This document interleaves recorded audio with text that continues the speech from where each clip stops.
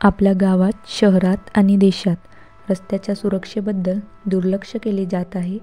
वाढत्या लोकसंख्येची वाढती ट्रॅफिक आणि न पाळलेले ट्रॅफिकचे नियम, त्यामुळे रस्त्यावर मोठ्या प्रमाणात अपघात होत आहे. तसेच नागरिकांनी जाणीवपूर्वक रस्त्याच्या कडेला साचलेले पाणी आणि रस्त्यावर असलेले दगड याकडे दुर्लक्ष करून वाहन चालवल्याने देखील रस्ता सुरक्षेला बाधा येत असून शालेय विद्यार्थ्यांना त्यांच्या प्रवासात अडचणी निर्माण होत आहे.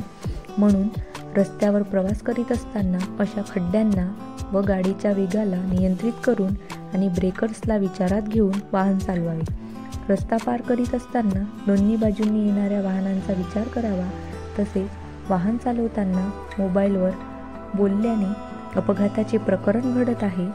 त्यामुळे वाहन चालकाने मोबाईलवर बोलणे टाळले तर अपघाताचे प्रमाण देखील कमी करू शकतो.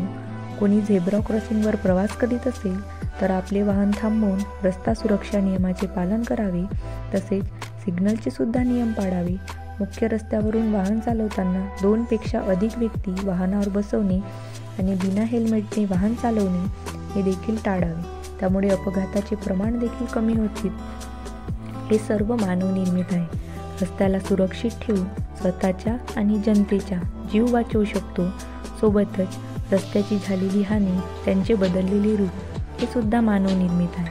निसर्ग आपल्याला सर्व भरभरून देतो. तो स्वतःची जबाबदारी जोमाने पार पाडतो. मग मानवाने यात का मागं पडावं? रस्त्याची सुरक्षा ही आपली जबाबदारी आहे. या गोष्टीचा विचार करून प्रत्येकाने रस्त्याच्या सुरक्षेत आपलं योगदान द्यावं.